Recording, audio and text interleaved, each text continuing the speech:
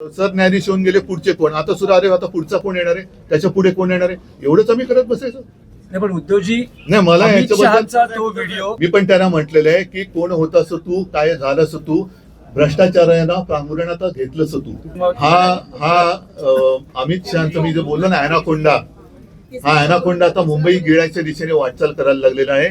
आणि त्यांनी एक पाऊल पुढे टाकून माझ्या महाराष्ट्राच्या राज्यातल्या गावांवरती जसं अरुणाचलवरती चीन हक्क सांगतोय, तसं गुजरात हा माझ्या महाराष्ट्राच्या खेड्यांवरती हक्क सांगतोय.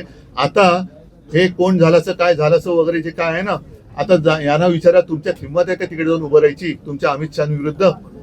हे मुंबईत आणि महाराष्ट्रात राहणाऱ्या गुजरातचे जो समाज आहे, ज्यांचं आणि आमचं काही भांडण नाही, त्यांच्यामध्ये आग लावण्याचा प्रकार आणि एका बाजूनी महाराष्ट्र गिळण्याचा प्रकार हे सुरू झालेला आहे. मुंबईतले अनेक उद्योगधंदे यांनी गुजरातला नेले, महाराष्ट्रातले नेले आणि त्याचबरोबरीने आता हे मुंबई बळकावण्याच्या दिशेने वाटचाल करायला लागलेले आहेत.